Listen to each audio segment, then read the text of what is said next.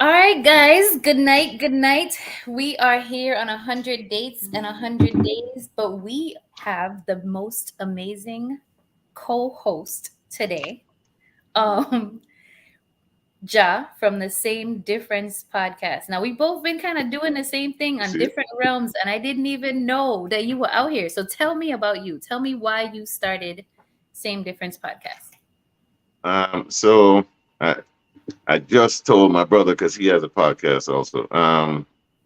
Basically, I started the Same Difference podcast because, as you can tell by the name, I want for people to start conversations because I've noticed that we don't have those conversations, those real deep, intimate conversations anymore, and that's the only thing that truly stimulates me. Like the how is the weather, what are you doing? That stuff don't do nothing for me. What's your So I favorite want, color? yeah. Then you got to do it multiple times. It sucks.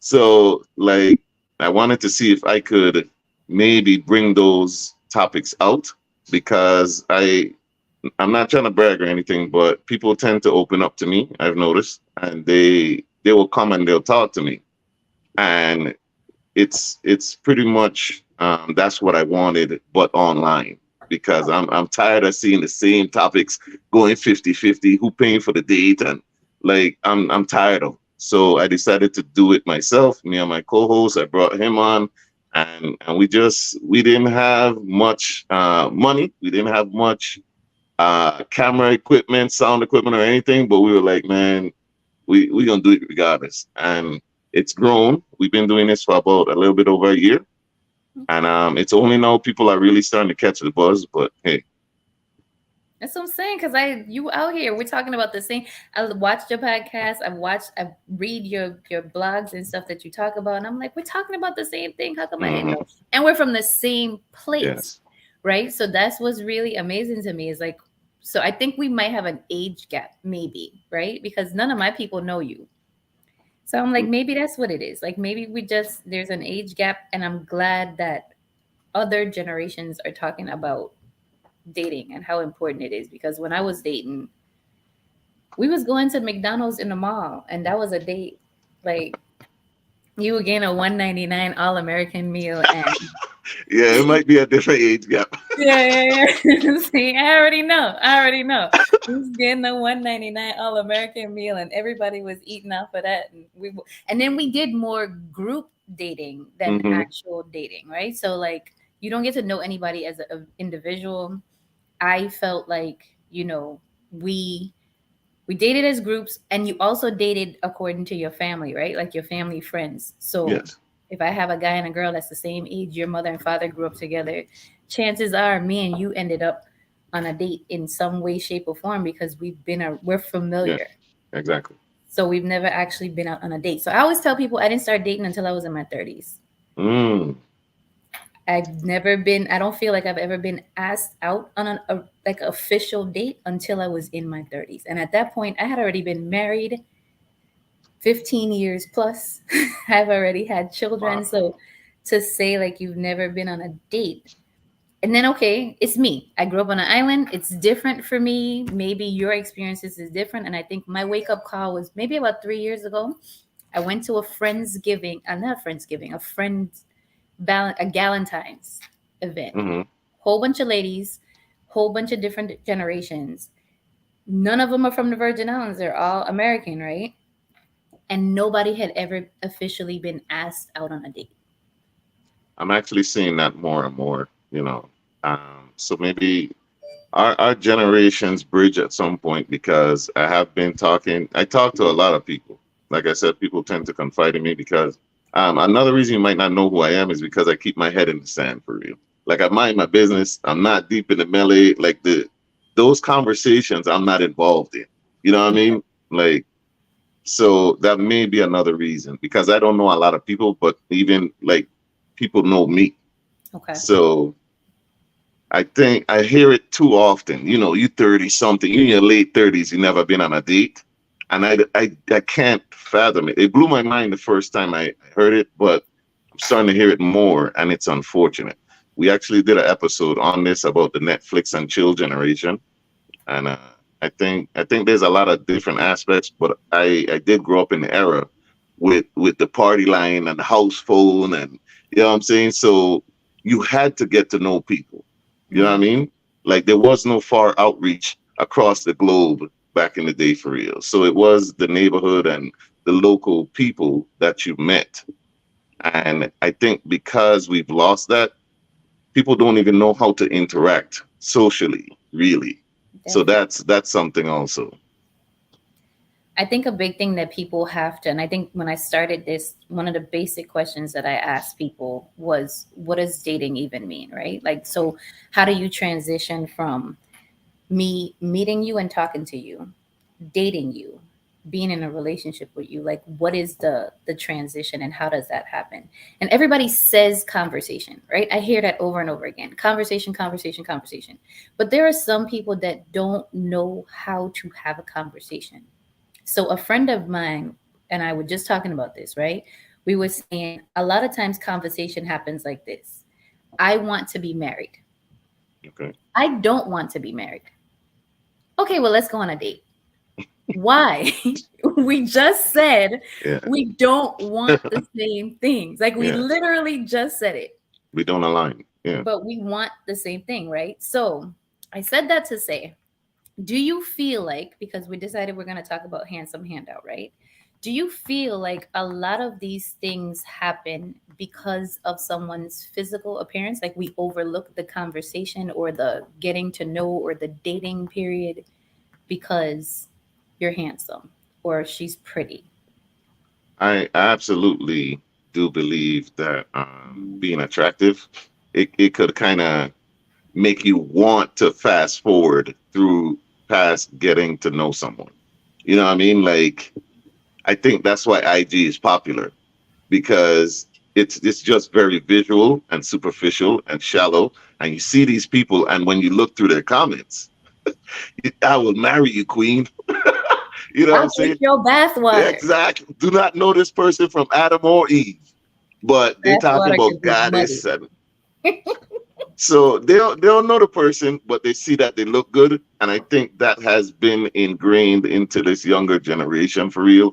To just if they look good, I could be with you, and then they try to kind of force it, or they eventually get to know the person and they don't like them, and that's the problem. But I didn't come up in that generation. I came up in a generation where yes, I see you, you're physically attractive, I'd like to get to know you, but because I have to talk to you, like I may have had a crush, but now that I know you, nah. But because I'm on IG also, and like a lot of those women look good until they start talking. So So tell me, teach me, right? Because I only read about the handsome handout on your page, and I thought that that mhm, was something that should be talked about. okay, I've talked about pretty privilege all my life, um, but and we've tap danced and dabbled around the handsome handout, but until I saw it on your page, I don't really think I thought it was a topic that needed to be spoke on. And when I did, I think so explain to me what a handsome handout is and everybody else who doesn't know, who's like me. okay. So for me, the handsome handout, it's related to pretty privilege. It just doesn't work the same way as it would for a woman because um, while a woman is expected to be taken care of and protected, you like if a woman did that for a man, she's looked down on. You get what I'm saying? Yeah. So you get little privileges. Like a woman that likes you will go above and beyond. She will help you build your business. She just want to be in your presence. She don't care if you driving for Uber. She just want to sit in the car. You know what I'm saying? Like let me build your social media account for you. So there's these privileges that you get. Like you go to the interview, you might not even be qualified for the job for real, but because you're so attractive, those people want to be in your space. And while pretty privilege gets you a leg up, in my experience, handsome handouts get you in trouble Really? because both pretty privilege and handsome handout, you get things, right? Okay. However, the pretty privilege will get you a life. It'll get you rich, a mansion, cars. The handsome handout will get you people that like you, but you kind of have to pussyfoot around their feelings, because if you upset them, they're in a position of power now, and they're still over you. So you okay? So that's a whole, completely different perspective than I was looking at. So what I saw handsome handout as, Hmm. and then what I continue to review, right? So what I saw was handsome handout is you get an opportunity to do something that you wouldn't normally Yeah. get accepted to do, right? But as I was doing my research and I was watching other podcasts, what I've learned, or the position that I've seen a lot of other people take, is that a handsome handout means that you don't have to work as hard for the woman that you want, right? So the woman Okay. that you want will sleep with you a whole lot faster without making you work for it. Same guy has all the same qualifications that you do, isn't as attractive. She makes him work. He has to go through the courting process. He has to. So, what most handsome men have learned from that experience is that if a woman does walk up to me and she does want you to do some work, or she does have some expectations of the dating process, she's been labeled as difficult, right? Hmm. I have all these other women that just wants to give it to me. You want me to work for it? Yes. You're difficult. I don't want to do it. So, do you not feel like that equally means that women get in trouble too? Because if I'm going to make you work for it, I feel like I'm worth it. Why not? If you're handsome. So I think that is absolutely a thing. So that part of it is absolutely true, right?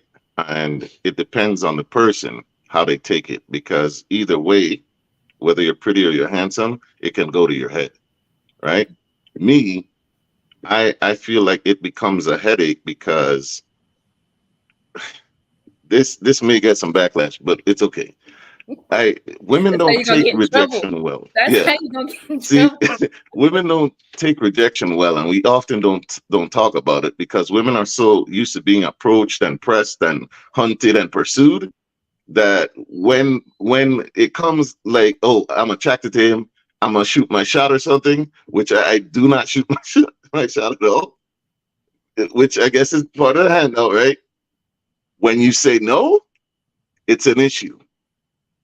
I think So, that happens on both sides of the realm, right? So I think mhm, what I was used to in my generation is a man hits on you, you decline him. I ain't want you no way, bitch. I ain't want you no way with your ugly ass, right? Because they uh-huh, couldn't uh-huh, handle being rejected. mhm, But they don't understand that 10 people before him was saying the same exact thing. So at this point, you're annoyed. Like, I don't even want, it's not that you're not attractive. It's not that I may not be attracted to you, but you just sound like a broken record because I just yeah, heard this 12 other times. So, yes, I agree that women don't like to be rejected. I don't think it happens as often that to women as it happens to men, because I don't think women have the opportunity to shoot their shot. It's 15 of y'all to one of us, mhm, right? The population is knocked off. So it's 15. So we're getting hit on a whole lot more. So when we do finally find somebody, we done spread through all this hay and we found the needle in the haystack. We done did so much work. I think a lot of people feel like they deserve more than, you shouldn't walk into a situation feeling like I deserve you or you deserve mhm. another person. And I think that's what happens, right? Because they've done so much work vetting you that now when you reject them, it feels like wasted time. Okay, and I agree with that, but let's look at it this way, right? The Mhm. reason why I say I think women take rejection harder is because, like you said, you've been hit on by several. You could go to the gas station with just a bonnet on and like your home clothes, and somebody's gonna hit on you. Men, that's not true. Men literally will pay to go to the strip club just to get the attention women get for nothing. All right. That's why strip clubs are popular, because men need that. They want that validation all the same, right? So now, when a woman that's used to being hit on all the time, if you just think back, just really think back, who is usually the guy that puts in the least effort and is stressing out those beautiful women? It's usually a handsome dude that doesn't bring as much to the table. He doesn't put in as much effort, and he's the one she's talking about in the group chat. And y'all friends are stressed because you keep hearing about this guy. You gotta keep hearing about it. She ain't gonna leave him alone. He don't do nothing that the less handsome guy does. Why is that? I think it's the pressure that's applied, right? If I think the most handsome men, because they know that they could get whatever they want, they don't Hmm. apply the same amount of pressure. So why is that what you're more attracted to? Like I have told men, like, stop. Do not give compliments that you don't mean, because the women are so used to hearing compliments. When you say it, they'll be tired of it. It's dry. Say it sparingly, and when you mean it, it'll mean more, right? Because I already seen that. I seen something online where women say they don't even really appreciate compliments from men. They appreciate it more when it comes from children and other women, especially older black women. So you're just like you said, a broken record. But who's going to put in less effort? The guy that doesn't have to. And Yeah, that's because when it's he's like, not gonna give you a compliment. He's just gonna say hello, exactly. right? And that's what we want anybody to do. And I think that's the part that most men haven't woken up for some reason and recognized. We don't want you to say, I'm gonna drink your bathwater, because all we're thinking now is you're disgusting, Okay. right? We want you to just say hello. That's it. But Start who the gets conversation further? with hello. Who gets Huh? further? Two Okay, guys, okay, so one less attractive aesthetically, than the other, says yeah. the same thing to you. The So handsome guy will get further with you, even though it's the same lines. so younger Candace, absolutely, right? Younger Candace, aesthetically, I Okay. felt like we had to be able, and I think what happens is a lot of women or people, right? We want to impress the other person. So we want to dress a certain way, we want to wear certain jewelry, we want to wear certain shoes. Our purse has to be the newest and the latest. So I did all this work to make sure that I look a certain way. So Hmm. whatever's on my arm has to compliment me in that way also.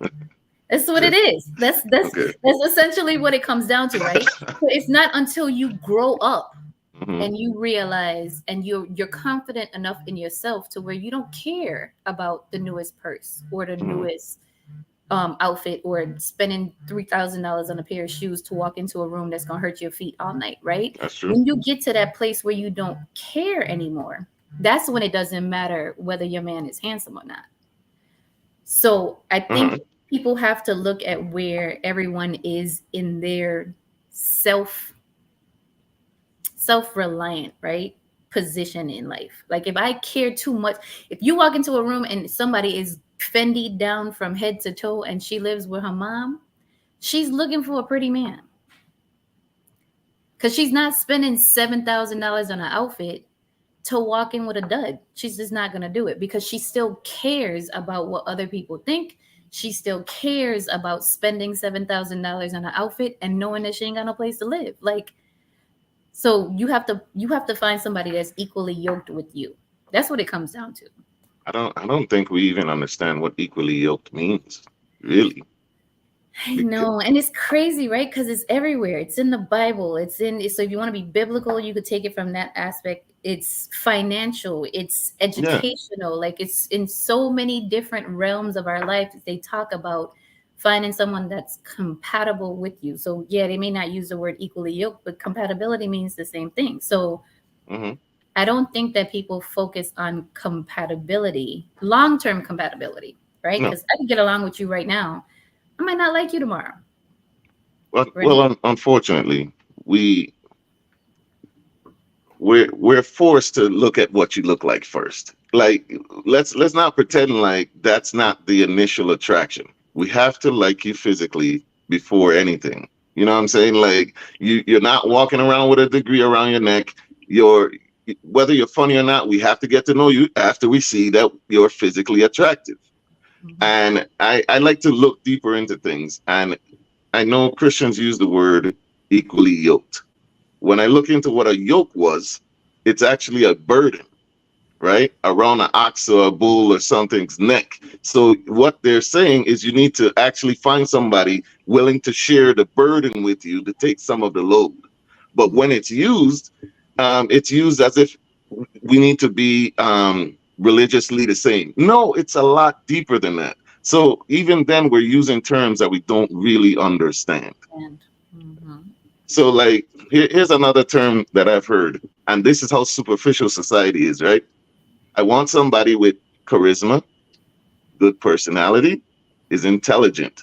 You've just described a salesperson. None of those things matter to how this person will treat you.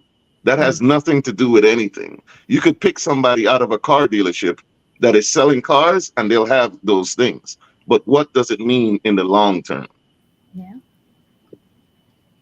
Yeah, you're right. We do look at aesthetics first, right? Because that's just what we have, what we've been forced to do. I've been looking more into like arranged marriages lately and like Okay. the science that goes behind that and why some of them end up being so successful, right? I feel like a lot more arranged marriages have been successful than when you have to go out on your own and find Hmm. someone. I don't know whether we just pick wrong because again, we're looking aesthetically Yes. instead of the components that it's going to take to have a partner, a true partner, right?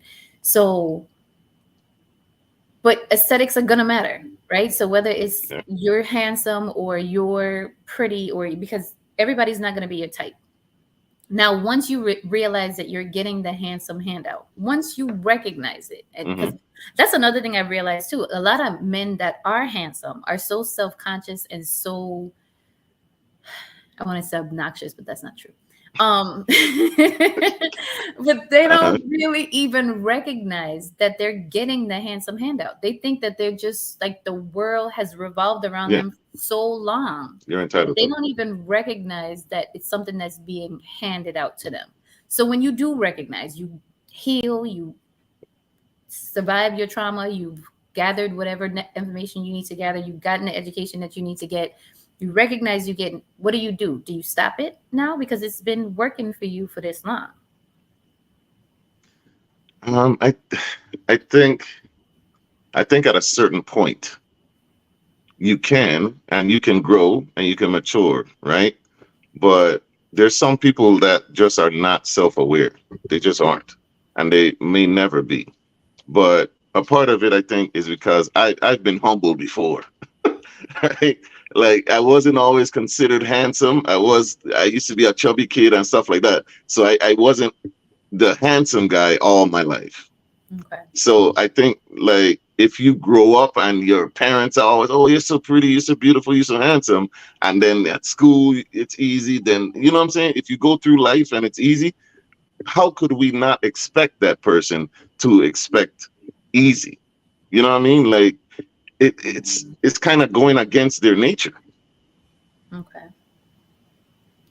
So we don't have that expectation for them. Hmm. So do we give them grace? Do we say, you know what, they probably got this way all their life? So do we just give them grace and say that's just who they are as an individual, or do we try to wake them up and humble them? I believe in giving people grace to the extent of how much it affects me, Okay. right? So if your arrogance, your cockiness, your lack of self-awareness affects me negatively, I will give you grace enough to not talk to you. You could be who you are over there. You know what I'm saying? That's how I feel about it. People are gonna be who they are. You need to decide what access and privileges they get in your life. That's all I can do. I could only work on me. I can't change anyone else. After I see this is who you are, I can choose to accept it or not. But are you making them aware of this is why you're walking away, or do you just say, you know what, this is who they are, I'm not trying to, it's not my responsibility?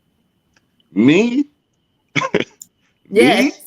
yes, yes. I'm letting like if it I generally do tell people because I believe that's what good friends do, and you know what I'm saying? Like I believe you should tell people.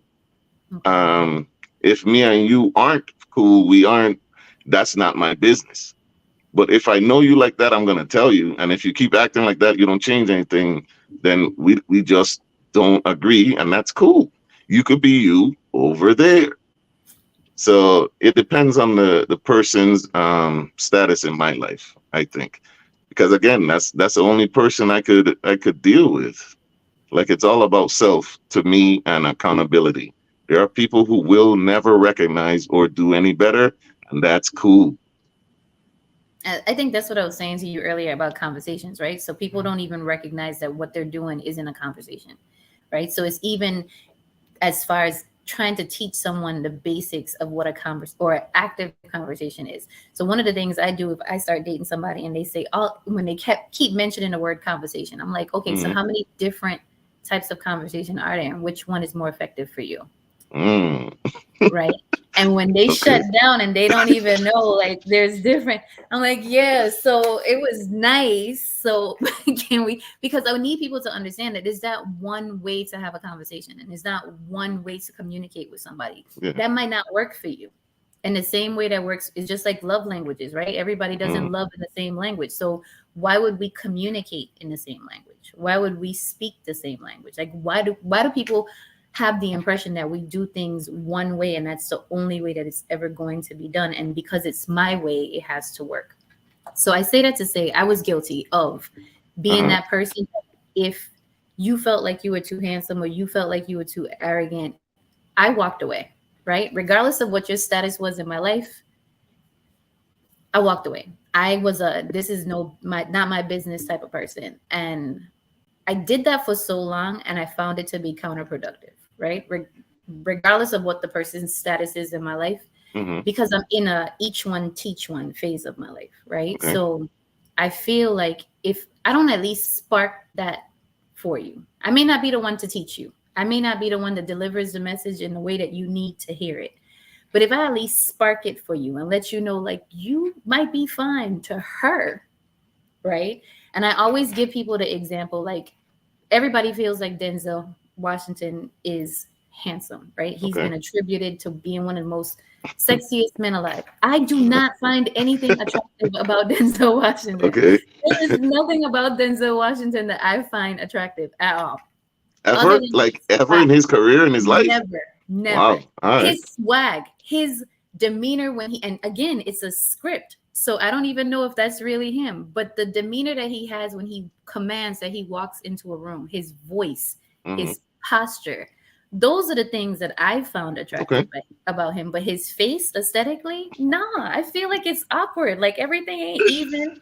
His one eye like twitches or drops. Like aesthetically, I don't find him attractive. But it's his demeanor, right? He Mm-hmm. owns a room when he Yeah. walks into it. And I think that's what a lot of handsome men have that unattractive men haven't gathered, right? That confidence. Yes. If an ugly man or an unattractive man or a non-aesthetically handsome man walks through the room and he walks in like he owns it, like this is his shit, Mhm. he would get a different response. I think Jay-Z has that. Exactly, because we all know, Yeah. right? Yeah. But he owns the room. Yeah. He owns the room. So because of that, he's going to attract a certain amount of people that he wouldn't have typically attracted. And I think that's the difference, right? So I think we attribute it to the way people look at us versus how we carry ourselves. I own every room that I walk into, even if it's not my room. I don't care. It's mine now. I'm here. When I leave it, you can have it back. That's how I feel as a person. I could be wrong. That could just be what I feel like when I walk into a room. But I think if unattractive or who are, because everybody has their type, right? Everybody isn't Yeah. unattractive. But if they walk into a room like they own it and they stop tiptoeing around the person that they are attracted to and they just walk in like, hey, hi, how are you? Don't walk in trying to offer me the world, especially if you don't own the world, you can't give it to me, right? I think that's where they go wrong, and then they blame it on everybody else for the way that they're being treated, and then there's no accountability there. So, okay, let me pose this to you then, because I you don't just have confidence, you gain it, right? Some people may have been born with it. I'm not sure how that works, but if you have been labeled unattractive for all of your life, how do you bring that confidence with you? Because for some, I do not believe that Jay-Z always walked with that swag. Like, I think the money had something to do with it, because I seen him when he was like a young 15, 16 before the money, and I don't know, but money definitely helps. So how does someone that has been labeled unattractive or overweight or whatever all their life, how do they get there? I think a lot of that comes from our childhood trauma, right? And that's how everything correlates in life. I tell people everything in life attributes to childhood trauma, right? So if you had moms, for the most part, are supposed to be the Mm, nurturing, developing part in every child's life, right? That's what we're true. known for. Men, fathers are known for structure, mom is known for nurture. If you had a mom that was playing both roles, a lot of times she wasn't given the opportunity to be as nurturing as she probably could have been to Okay. develop that confidence in you, right? So like, and we lie to, a lot of us lie to our kids, right? We'll tell our kids that you could be whatever you want to be. Nah, you can't. So I think there has to be, you can't. I don't know why we lie. If your child Wow. is coming home with all F's, they Oh cannot be God. anything that they want to be. Oh But what boy. you do is you tell them, like, hey, in the event that you want to be this thing, this is what it's going to require for you to get there. Okay. Right. So you have to be honest with your child and stop telling them you're selling them this dream. So then they walk out into the world and they continue to want people to sell them that dream. I think that if you're confident, if you're honest with your child, you help them develop that confidence, right? Because they understand really early on. Yes, I may not be able to be a doctor with the grades that I have right now, but I'm going to have to do this and this and this and build my portfolio in this way so that I could be able to become this thing. So the Mm, confidence didn't come from being just thrown at you. It came because you knew that you had to work for it. So Jay-Z may have not been the most confident person at 15 and 16, but he mm, knew really early on, like, this is what I'm going to have to do to get this kind of woman to want me. And once I had this kind of woman actually wanting me, now I feel like I'm the shit. mm. But it didn't come naturally, right? Nobody was Okay. lying to him. And I see his interviews with his mom and how she carries him. And she looks like the type of mom that didn't lie to him, didn't tell him, like, you're going to be the president one day, baby. I don't think she told him to sell crack and rap either, I don't but think she still, did that either. But she probably said, if you're going to do it, be the best. be the best, babe. And then invest your money. He did that. He's up. That's for sure. So what? Oh, I had a good one too. So the confidence thing. Um, what I have noticed though, which is unfortunate, um, women tend to more open up about their vulnerabilities and their insecurities, but I don't think that men are allowed that space to do so because when we're told what a man is supposed to be, a lot of it is the harder, tougher, stronger, less vulnerable side. You're the protector, you're the provider, you need to learn how to build a house. You know what I'm saying? So like, how do we navigate, right, being confident, not arrogant, and also like being being able to let take that armor off? How do we do that? So we talked about this last week on my podcast, right? We talked about how, and I always say this, I want a passionate thug, right? Nobody ever understands what that means. So let me Okay, you I want feel like Tupac? I do. Okay, That was my crush.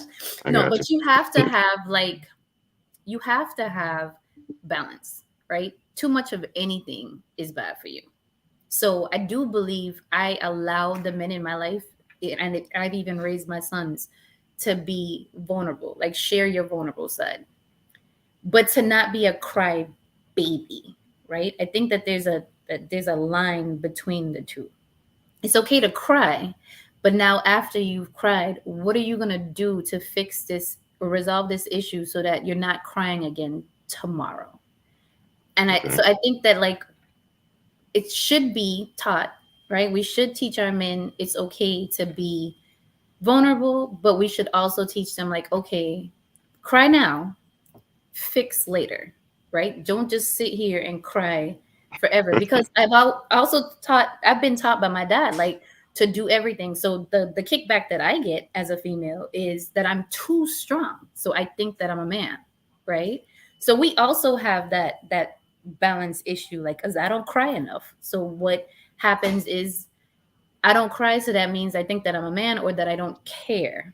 And it's not that I don't care, it's just that I don't see the purpose in crying all day. I want to come up with the resolution for why I'm crying. Now, after I've come up with a resolution, I'm like Life Jennings, right? Crying is taking the soul to the laundromat. I'm going to Mm, cry. mm, I'm going to mm. get my cry blanket and I'm going to Okay. cry. But I want to be able to resolve the issue after I'm done. So I think that's what needs to happen with men. You still need to have your, because I want to still feel like if we walk down a dark alley, you could fight. I don't want to feel like you're going to stand there and get behind me and cry, Okay. right? So I want you to be vulnerable enough, but everything has its time and everything has its place. Okay. Can we do that? I feel you. I don't know. I don't know It's if you could do difficult, that right? with your woman, because if she sees you weak, I feel like too often, because I could only speak from the place of black women, because that's pretty much all I've dealt with. And it's a scary place to want to be vulnerable with your woman, but you know that you're kind of in a box. You can be vulnerable, just not too much, because she's gonna look at you different now.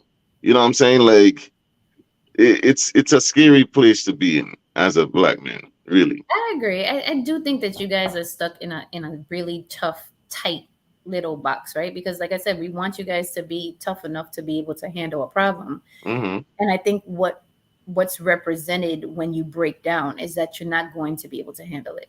And I think what happens in the fallback is that you just have to come back to her and say, look, I know that this is what the issue was. This was my feeling about the issue, but this is what I'm going to do to resolve it. I think when we see you shut down, we think that he ain't gonna be able to fix this. So now I got to get up and do it. Now I got to pick up the slack. And if, like you said, being equally yoked, if you're going into a situation looking for a partnership and you're looking for somebody to share the burden with, and now you're over here crying. I gave an example last week. I was in a relationship with somebody, and the first time he cried, I had never seen my father cry. So I thought to myself, oh See, my God, he really loves me. A year into the relationship, he cried for everything. I'm like, oh my goodness, like stop. Like, what are you crying now for? Right? Because it was too much. Like, but I feel like my issue with that was that he would cry, but the issue at hand will never get wasn't resolved. resolved. Okay, that's So fair. I think that's the balance. Like, just come back to her and be like, look, this was my feeling. And if she can't accept that, she's not for you anyway. Mm, Right? Because, and I think that's one of those ways where you find out the person that's for you. Because I never seen my father cry, but that doesn't mean my mother never seen him cry. true. I don't want to take over your show. So, No, no, what no, no. question Go do you have for ahead. me? Look, we sharing a space right now. Let me hear it. So Carlos Miller had said something, and I'm gonna leave out the expletives, but it was basically saying that, like, that men tend to look at what's in front of them. We assess directly what we see, what we hear, right? And women tend to, like, this. Okay, this is my calculation. Mm-hmm. Like, men start you at zero, and then build you up to 100, or as close to 100 as we learn you. I think women see you and start you at 100, and then start taking away, and I don't think it works well. Oh, it doesn't. We love for potential. I've talked about that too many times. We love for potential. We don't love men for who they are right now. We love you for who we think you're going to be 10 years from now. Hmm. We love you for who we think you're going to be. We love you based off of your family expectations of you. It is not fair. It is absolutely not fair. Men do love it. So that's why they also have that saying, marry a man that loves you and not the man that you love. I don't know if you've ever heard that before. I have. But they say that because a man will accept you for who you are right now. We're not going to Hmm. do that. But we weren't taught to do that. And that's what I want people to understand. Like, we were taught our entire lives to be a wife. We weren't taught to be a career woman. We weren't taught to be educated. We weren't taught to, you don't hear anybody say, if you walk into my house right now, my house is a mess. Nobody's going to say, oh, her husband keeps a bad house, right? It's True, going to true, be true, Candace's house. So we're true. taught how to clean and how to cook and how to take care of our children. And from the time we're little, what are we given? fake kitchens and fake pots and fake tea. Like we're taught to be a wife too early on. So now we've built up this Barbie and Ken story of what a relationship should look like. So we started dreaming you up before we met you. Mm, that's true. We started building our entire family. So you are a seat filler. Our husband essentially becomes a seat filler. He's going to give me this Barbie mansion that I had when I was little that had the elevator in it. And he's going to give me this Barbie convertible that I was driving around with my friends. Like you were dreamt up. So men become a place filler. And when you realize that that's not real and that's not how life works, and put your Barbies away in the case and come play in the real world, I think that's when we get to the point where we start building relationships based off of the person that we're actually dating. But all of that comes with unlearning every single thing that we were taught. And this is like generations, right? Because we're being taught it from our Yeah. grandparents, who taught it to our mothers, who mothers reinforced it. So it's way more unlearning to do than it is learning. And I think when men walk into a situation with a woman, they should be like, "Are you willing to unlearn some shit?" Like I think that's how y'all should start conversations. Like, you willing to unlearn some of this shit? Because that's the only way we gonna work. That'll end the first date real quick. And but that's okay, because if she's engaged enough in her healing or her growth in herself, she'll know exactly what you're talking about. Right? I said to somebody yesterday that I'm sensitive, but I'm not emotional. And I was just waiting for them to be like, "What the fuck does that mean?" And it was like, "You know what? I understand exactly what you mean." I was like, "Yeah, you for me. You know my language. You speak my language." So I think that when you say to somebody or you ask someone, "Are you willing to unlearn some things from your past?" Or where are you at in your childhood trauma phase?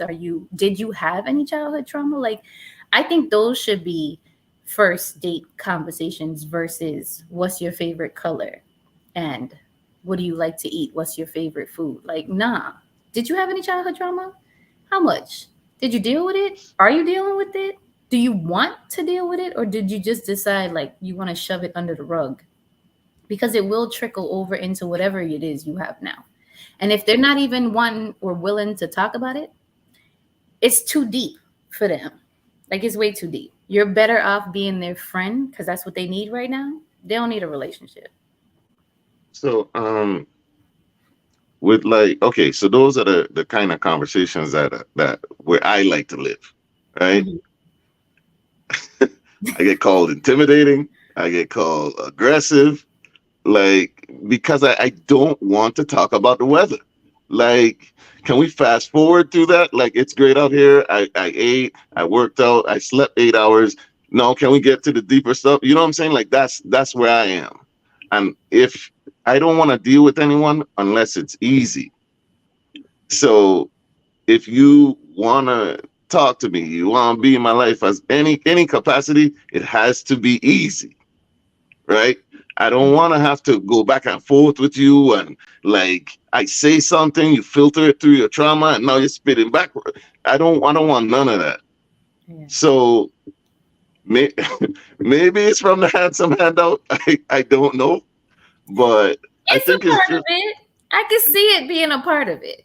why you say that. I can see it being, because so it's like pretty privilege, right? Hmm.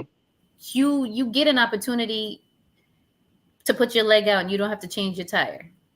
Maybe you don't know how to change your tire, right? You've never taken the opportunity to learn how to do it. So you know what works for you. Okay. So you're going to do that until something snaps. I think on my 40th birthday, like something happened. I don't know if the moon aligned and it had an eclipse and something happened. But I think on my 40th birthday, I was like, you know what? I have to start reassessing every single friendship and relationship that I have in my life right now Mm, and find out if we were trauma bonded or if we're truly friends. And what value, and people hate to hear me say this, but what value you bring to my life, I right? said the Because same thing. all relationships are transactional. I said the same thing. And I don't, if we're not, because you're recognized by the three closest people to you. The three closest people to you aren't pushing you or feeding something into you, and you're not able to feed anything into them. Why are you here? You can still be my friend. You could be that person that I see when I go home and I'm like, hey, but we're not going to be on the phone and I'm not going to be Yeah. consuming time with you anymore. That's wasted energy that I can't get back. And we understand that the older we get, the more that goes away. So yes, you're going to be considered intimidating. This is what I've been told, right? I've been told that I'm a unicorn. Everybody wants to catch a unicorn. It's pretty, it's majestic, it's running in the wild. When you catch a unicorn, what do you feed it? Who knows? Exactly. Nobody will ever know. So nobody will know what to feed your soul because you can't catch a unicorn. So the choices are you either let them run in the wild and you continue to look at them and understand that you do not have a place in their life. Or if you truly have a place in their life and you're also another unicorn, you won't feel like that person is intimidating to you. They won't be intimidating to you because you guys are moving in the same wave. It's less of us than there are of them, those people, right? Uh, But I was also told today, because I was like, you know what? I want to start hanging out with people that are like-minded, people that have the same drive, people. And someone told me today, too many of us in one room will become a pissing contest. true. So you think that you want to hang out with people that's like-minded, but everybody will be competing all day. How true is that, though? Do you feel like if it's too many, if we're all operating in our own strength and our own beauty and our own handsomeness, why can't we be in the same room? I don't. I don't know if I believe that it because me, I I don't feel the need to compete with anyone. I'm competing with me. That's it. I'm trying to do better than I've done. Like I don't think that'd be true for real because I feel like the way I communicate, and it seems like the way you communicate too, it would make things easier because we all know, everybody says it, communication is a key to a relationship. Then why is it so difficult? That's the most difficult part of it though.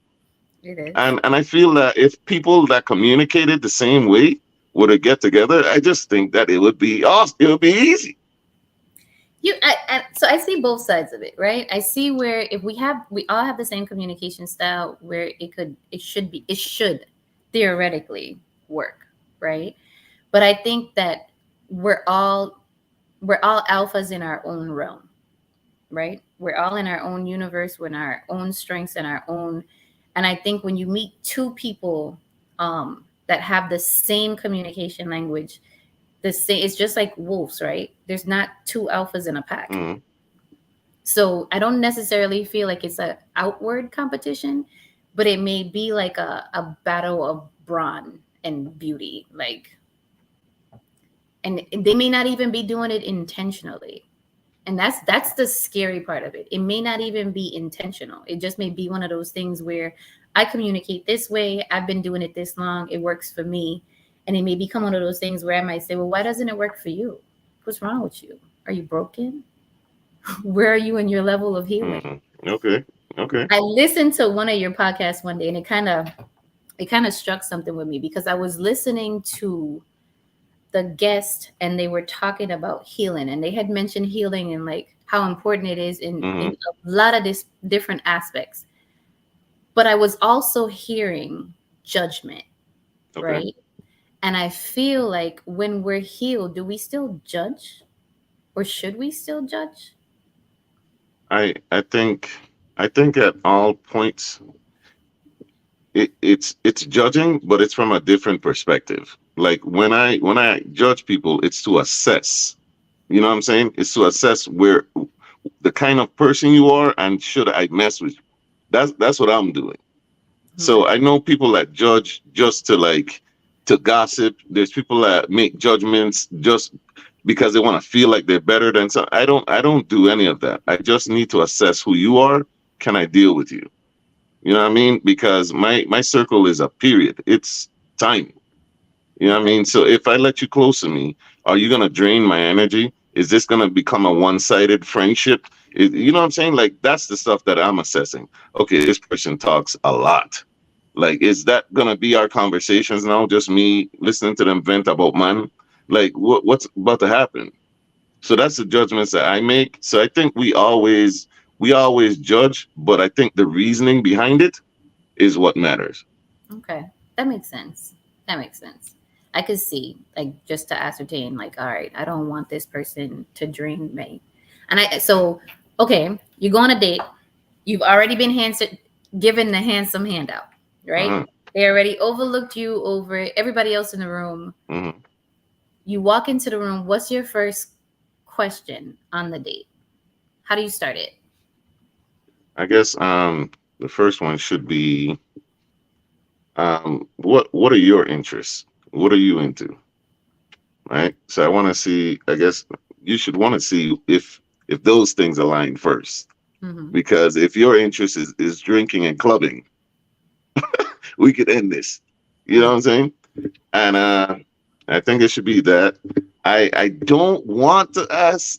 I don't want to say ask like what's your 5 year plan because it shouldn't be like a board meeting. This shouldn't be an evaluation, but it kind of is. It's an interview for you. Like what are your goals? What are your goals? I don't care about what you drive. I don't care about you know what I'm saying. I don't care about your favorite shoes. What are your goals? Have you ever been to a therapist? Is anybody Does anybody think that y'all are together? Okay, I've never thought about asking that. I'm going to ask people that now. You know that, right? Yeah, but I mean, people ask, "Are you single?" No, no, no. Does anybody think that you're with them? So I've Should I asked be looking over my back? I've asked that in a married aspect. Like, are you married to anybody? Do you have Hmm. any kids? Do you have any kids on the way?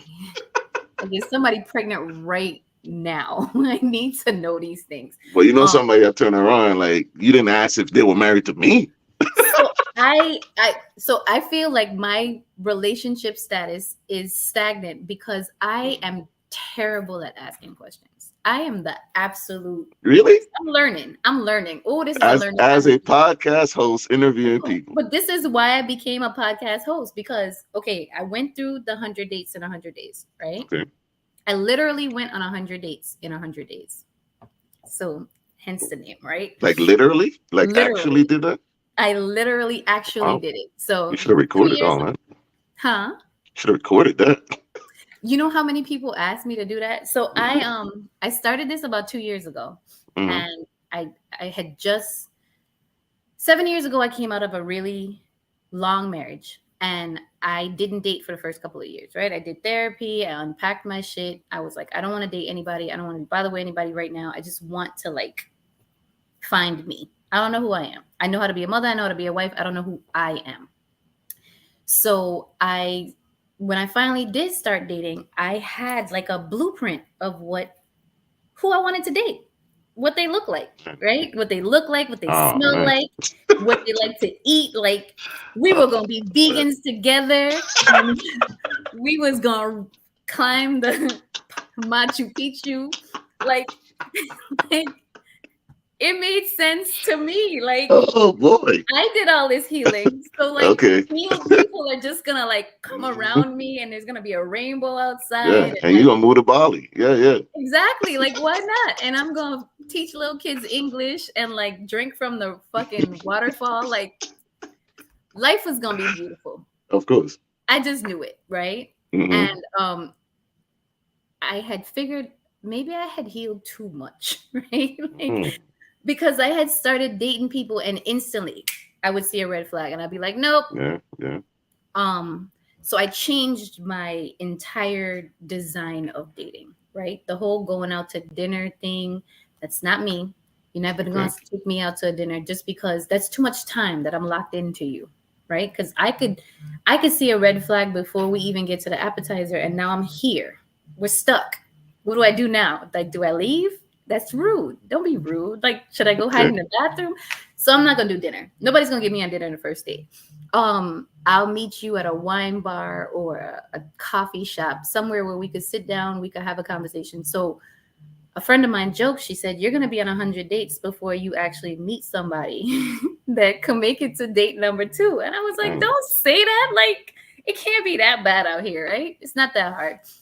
Um, so I started blogging. And I started talking about how we see red flags so early on in relationships and we overlook them, right? Because we say he's good to his mom, or he treats his kids really well, Mm-hmm. or he makes really good money, or like whatever is driving us at that point in our lives, we're willing to overlook the red flags for that reason, because that's the thing that we felt like we were missing and we're trying to fill, right? So I've met somebody and I we went on dates for about 6 months. I blogged about every single date. I put red flags next to every single thing that he did that was red flag worthy, but I continued to date him. How often do you feel like people, he was handsome, he was handsome, Uh-huh. Uh-huh. he was everything that I wanted on paper, every Okay. single thing that I wanted on paper, he was that. But he was arrogant, he was rude, he was Mm. disrespectful to company. Like it was good when it was just me and him and I would have conversations, but if we brought anybody else into the circle, he was extremely argumentative. So when do you say, like, what's the cutoff? And I'm gonna tell you, I had a life coach, and what he told me to do is he said write down all the qualities that you want in a relationship. And when I first started this process, I said someone that knows the difference between honesty and transparency and is willing to give me both. Okay. Okay. And he said, that's it? And I said, yeah. Like with honesty, everything else could work. He said, so he could beat you, he could kick your dog, steal your money, as long as he's honest and transparent Transparent about about it. it. Yeah. And I was like, well, no, that's not what I'm saying. He's like, no, that's exactly what you just said. He said, so go home, write down everything that you want out of a relationship, all of it. Don't think that anything that you want is too much. And you have to write it down because it flows a whole lot better when you write it down. And then when I went back, he said, now prioritize it. The first five things on the list, no matter who they are, no matter what they look like, no matter what they have to offer you, if any of these five things exist, abort. Those are your non compromising things in a relationship. And I don't know about everybody else, but that list, it has changed over the past 2 years for me, and it has worked, right? So if I walk into a situation and I see something, and I allow grace. I definitely allow grace, and I do think that everybody is in different stages of the healing process, so they should be given grace to Mm. get there. But if you have any of those five things, so what's the easiest thing? You walk into a date, you say, what's your interest? They name something. What's the five things that if somebody walks into a room right now and say that these are the things that they want out of a relationship and they don't allow yours, what would those five things be? Those people that say things like I'm I'm just like seeing what it is. You know what I'm saying? Like I'm just feeling the vibe. No. No. Number two,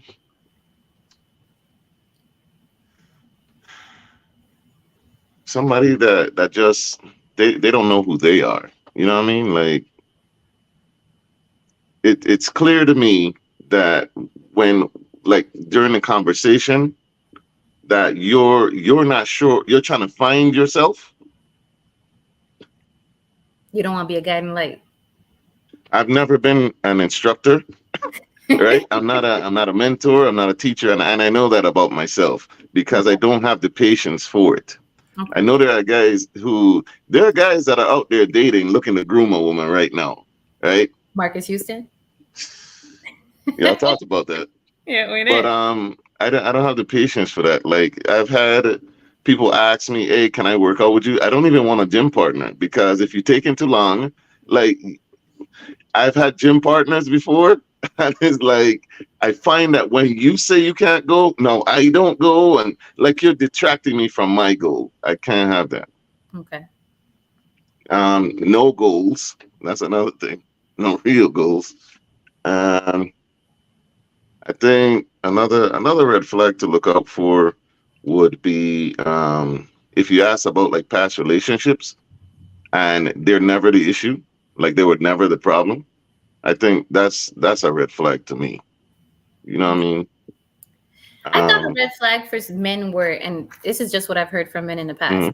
mhm. A red flag for some men was for you to even talk about past relationships. Look, I've been doing this thing for a long time. I've heard this.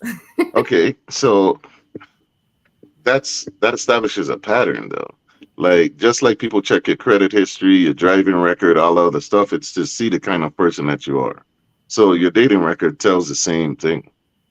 Okay. So if you're not looking in, if you don't want to know nothing about their past, you're gonna become a statistic. Okay. That's fair. Well, we have been here for a very long time and it has been a very amazing conversation. Yeah, So I enjoyed it. I like to talk, so I'll keep you talking all day. That's my toxic trait. Um so I know my toxic traits. But I appreciate you teaching me about the handsome handout because, like I said, it was something that I had never even considered looking into before. It was not something that I never paid attention to. Mhm. But now that I've, how smartphones work. Now that I've looked it up, all I'm getting is like handsome handout interview, handsome Of handout. course, I'm of like, oh course. my God, I'm gonna be so well versed in handsome handouts in a minute. I'm gonna think that I'm getting a handsome handout, Mhm. but I really appreciate you because and everybody I have people on my original page because I started off doing this on Instagram. That's where everything is at on my 100 days page.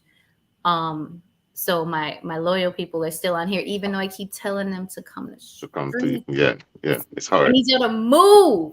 It's difficult. Um, Trust me. I need y'all to move over here. You can't see my guests. You can only see me, and Mhm. y'all see my face enough. Y'all know what I look like. Maybe Um, that's what they're viewing for that pretty privilege, man. That's what they're looking for. well, look, with my pretty privilege, what I want y'all to do, no. If it works. I was in the military for a long time, so believe me, I definitely understand pretty privilege. I wasn't one of those people that accepted it though. So I feel like Hmm. it's one of those things where you have to say, I recognize that this is happening. I don't want to accept it. And maybe I should have. Maybe you're right. I would have been in a bit different place by now. I'd have been living in a mansion, riding my own private plane. I don't know. But I'm cool. My lights are on, children are fed. You're good. You're good. So I'm Go. okay. I Stay. turned out Stay all here. Stay here. I turned out all right, guys. You don't have Exactly. to use your pretty privilege or your handsome handout and still be okay. So, but I appreciate you. You guys go on same difference. And y'all know I've said same difference so many times that I thought he stole a tagline that I should have had. So I say same difference so much that I annoy my family. So go on the same different podcast. He does a lot of like education, even though he says he's not a teacher. He says Um, he's not a teacher. He taught me today, so clearly he doesn't know his full strength. Um, but no, I'm just playing. So I think I'm trying to avoid walking into my power. I think because my co-host is telling me, hey, these people need you, but I they, definitely they think it's don't something listen. that we all need to have. But it Somebody doesn't say seem like they be a want to talk support about the system. real issues, though, man. People do, but people are afraid. Just like my guests that are on here are afraid to move over. It's almost like they think something's gonna happen if they shift, right? Like they're gonna miss something. They're gonna True. miss an opportunity. People have a hard time transitioning, but it needs to happen. The conversation needs to be had, and I think people need to see it as a societal norm before they're willing to accept it, right? When red bottoms first came out, nobody was wearing them. Then everybody was wearing them, and their feet look like bunions. Mm, And then they moved on to the next thing. Like everybody has to see it as a societal norm before they could feel, because nobody wants to be an anomaly. true. The people that are okay with being anomalies are outcast and they're in a world by themselves, or they're too good for everybody else, right? There's one extreme to the next. Yeah. There's no gray for people who are anomalies. So I definitely think that it's conversations that you need to continue to have. I'm going to continue to beat my generation. They need a whole lot more beating. They need like a belt because we've been doing it longer, right? We've Yeah. been stuck in our way for so long that I was actually excited to see your podcast and seeing younger people and younger faces coming out and saying we need to heal. We need therapy. I was like, "Ooh, I Yeah. like this." Because it needs to be had. So don't give up. Walk into your Thank you. strength. I definitely think that you're doing a good job. And that's part of the reason why I wanted to have you on here. I want people to see. And then it doesn't hurt. You're handsome. People are going to listen to you. Use your power as a strength. People do not listen. Listen, they do not listen, and they might tune in to see a handsome face, but that don't mean they're in the comments. That don't mean they're sharing. That listen, Well, it because is they're difficult, embarrassed, right? huh? Because they're embarrassed. Most people, common sense is not common, right? So the average person is not very bright. So they're not going to Unfortunately, comment and they're not, but they're watching and they're listening. Whether they regurgitate it or not, they're still listening. And if you beat it in them enough and you talk about healing enough and you talk about therapy enough and you talk about the importance of, because I don't think people correlate childhood trauma with relationships. They don't understand that, like, because people think that if you're not physically beaten, when I got divorced, my family was upset. It was like, he doesn't beat you. mm, He pays the bills. He's good with the kids. So he has to do something to me in order for yeah, me to be like, we're just not, we got married young. We grew apart. He's my best friend now, right? But he's not my partner. mm, And I think that's what people have to understand. Like you could be my friend, and I don't have an ex that I'm not friends with, which new boyfriends are never going to enjoy. But that's their business. I don't have an ex that I'm not friends with because we don't. One of my exes are on here right now clowning like a fool. But I don't have. You have to discern like the place in everyone's life for you. Everybody that you meet is not meant to be your girlfriend or your boyfriend. facts. Some people are just meant to be your friend. Some people are meant to be your teacher. If your strength that you're walking in now is to teach or to draw attention to something, or and it may not, and I think where people disconnect is if it's not benefiting them personally in any way, then they don't want to do it. But you don't know who's listening to you today that it helped, right? You taught me about the handsome handout. Like I said, now I'm gonna be so well versed, nobody gonna be able to tell me nothing. I'm gonna go teach my sons now. There I'm you gonna be go. like, look. So walk in your strength. You're doing a great job. Continue to do it. The people do need you. They absolutely do. Our people, especially in the Virgin Islands, they need you. Therapy was not a thing when I was growing up. It wasn't even something that was being talked about. So keep doing what you do. Okay. Thank you. I appreciate that, and we would love to have you on. We Well, I'm need to find coming. a topic. We'd love to have you on. I'm coming. I'm kicking indoors. So, guys that's on here, 100 days in 100 days. I always say be safe first. Make sure that somebody knows where you are. Make sure that you are communicating with the person that you're with about, what your intentions are. Be intentional. That's it, right? So the best way to be safe on any date is to be intentional. I have codes with my friends. Share your location. iPhones and smartphones make it way too easy. Pay attention to door handles before you open them up. I tell you guys this every week. So if any of y'all ever get kidnapped after watching my show, I'm gonna have a whole problem. Okay. Pay attention to door handles. Make sure somebody knows where you are. And when you're on a date, put your damn phone down. Facts. And you guys have a great evening. I love you, and ain't a damn thing you could do about it.